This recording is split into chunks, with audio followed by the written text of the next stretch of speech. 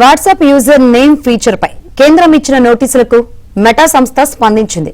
ప్రభుత్వ అనుమతి వచ్చే వరకు భారత్ లో ఈ ఫీచర్ ను రోలౌట్ చేయబోమని కేంద్ర ప్రభుత్వానికి సమాధానం ఇచ్చింది.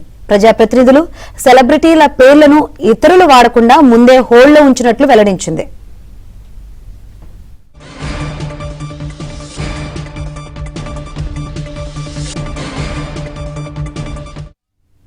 కొత్త అకౌంట్ల నుంచి మెసేజ్ వస్తే వారు ఏ దేశానికి చెందినవారో యూజర్లకు ముందే చూపిస్తామని వాట్సాప్ తెలిపింది. మరోవైపు వాట్సాప్ కే కాకుండా ఇప్పటికే యూజర్ నేమ్ ఫీచర్ ఉన్న టెలిగ్రామ్, సిగ్నల్ యాప్లకు కేంద్రం నోటీసులు జారీ చేసింది. సైబర్ నేరాల నియంత్రణపై టెలిగ్రామ్, సిగ్నల్ యాప్ల నుంచి ఐటీ సెక్రటరీ ఎస్ కృష్ణన్ స్పందన కోరారు.